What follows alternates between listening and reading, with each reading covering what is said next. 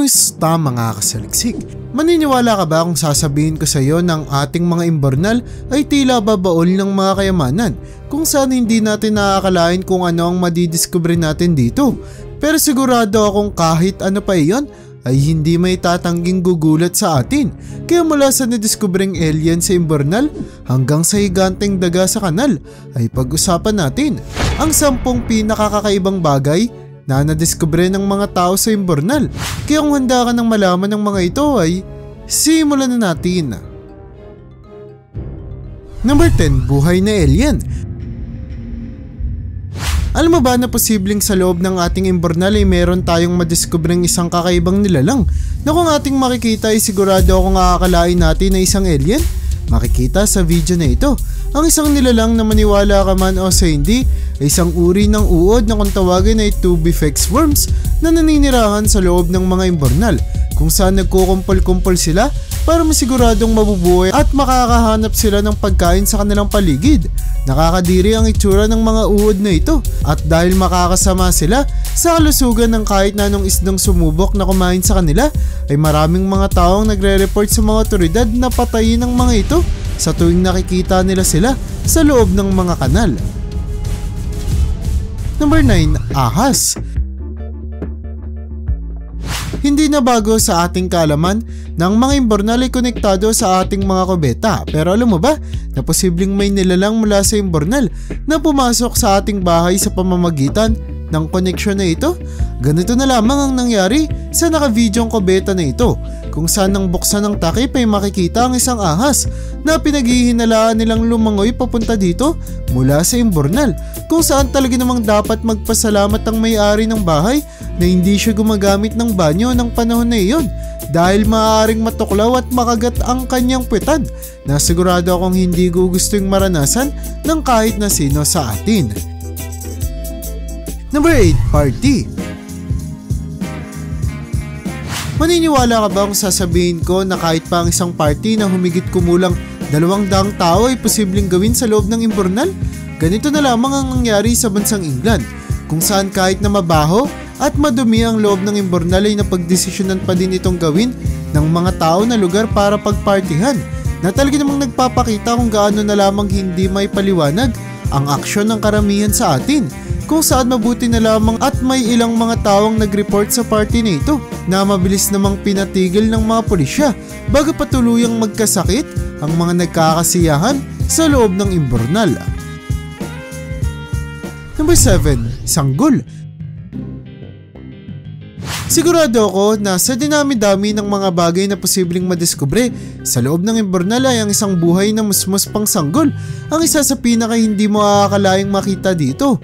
Ngunit nangyari ang ganitong kaganapan sa bansang China noong 2013 kung saan matapos matunton ang ina ng sanggol ay nagrason nito na matapos daw siyang manganak sa kubeta ay nahulog dito ang bata at tinangay papuntang imbornal na talaga namang hindi papaniwalaan ng kahit na sino. Sabi din ng ina na hindi niya na rin daw kaya pang alagaan ng sanggol lalo na't iniwan na sila ng ama nito na hinihinalang naging dahilan para abandonuhin niya na rin ang kanyang bagong silang pa lamang na anak sa loob ng mabaho at maduming imbornal. Number 6, buwaya. Alam mo ba na ang isa raw sa hayop na pinakamataas ang tsansa na makita mo sa loob ng mga imbornal ay ang mga buwaya? Ganito ang pangyayari sa bansang New York kung saan hinihinala ng mga eksperto na dahil mayroong mga taong kolektor ng exotic na mga hayop ay kadalasang nag-aalaga rin sila ng mga buwaya na matapos nilang malaman na may hirap alagaan ay itinatapon na lamang daw nila sa mga kanal na nagiging dahilan para mamuhay ang mga mababangis na hayop na ito sa loob mismo ng imbornal kung saan hindi inaasahan na nagparami ang mga ito kung kaya't hindi na raw dapat magtaka ang kahit na sino kung bigla na lamang tayong makakita ng mga buwaya na naninirahan sa loob ng mga kanal. Number 5, bangkay. Nakakalungkot isipin na mayroong mga bangkay ng mga tao na posible ring matagpuan sa loob ng ating mga imbornal kung saan matapos silang patayin ng mga kriminal ay tinatapon na lamang sila dito dahil sa mahihirapan na ang kahit na sinong mahanap ang katawan na nangyari sa syudad ng Phoenix sa Arizona sa bansang Amerika kung saan may nadiskubre ang mga opisyal na bangkay na sinasabing hindi pa rin daw natutukoy kung sino ang pumatay, na nangyari din sa syudad ng Delhi sa bansang India matapos matagpuan ng mga residente ang isang bangkay ng babae na nakasilid sa loob ng itim na plastik na itinapon na lamang sa imbornal, na nagpapakita lamang kung gaano kadalas mangyari ang ganitong kaganapan sa ating planeta. Number 4, tuta. Hindi na bago sa ating kaalaman na ang mga aso ang best friend ng mga tao.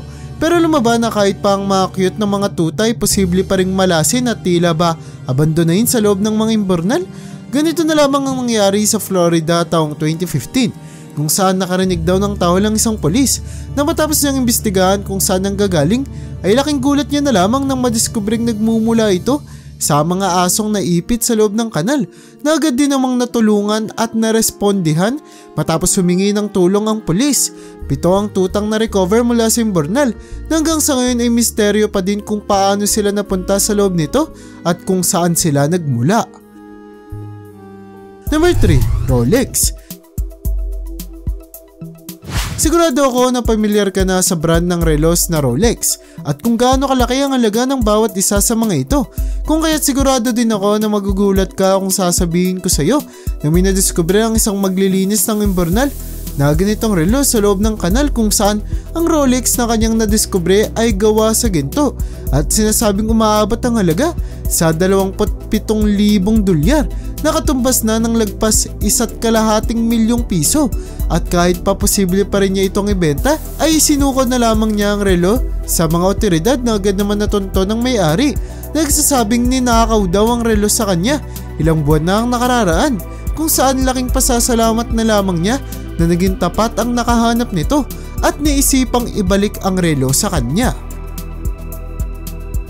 Number 2, buto ng dinosaur.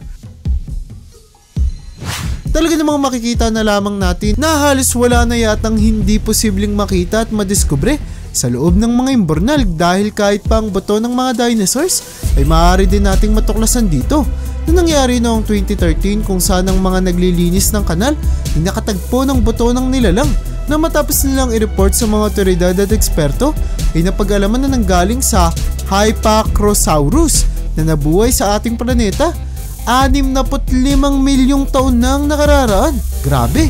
Hindi matukoy ng mga eksperto kung paano napunta sa loob ng imbornal ang labi ng dinosaur at kung meron pa bang iba nito na matatagpuan sa lugar. Number 1, dambuhalang daga. Kung makikita mo ang nadiskubre ng mga residente sa syudad ng Mexico, sa bansang Mexico, ay sigurado ako na ikaw ay magugulat at talaga namang mabibigla.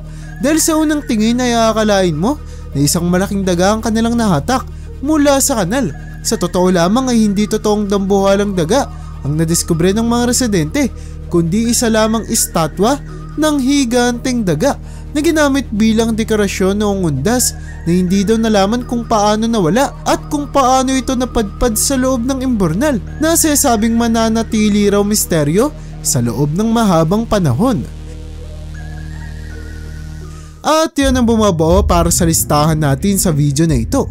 Talaga namang napakadaming mga kakaiba at hindi ka panipaniwalang bagay ang posibleng madiskubre natin kahit pa sa mabaw at nakadidiring lugar, kagaya ng imbornal na nagpapakita lamang na mapamakasaysayang lugar man o hindi kaaya-ayang lokasyon, ay maaari tayong makatuklas ng mga bagay na parehong magpapamangha at gugulat sa atin. Kaya naman para sa iyo, alin sa mga nadiskubring bagay na ito ang pinaka nakakagulat? I-comment mo naman yan sa baba. At hanggang dito na lang muna ang aking bahagi. Hanggang sa muli mga kasaliksik, maraming salamat sa panonood. See you in my next vid.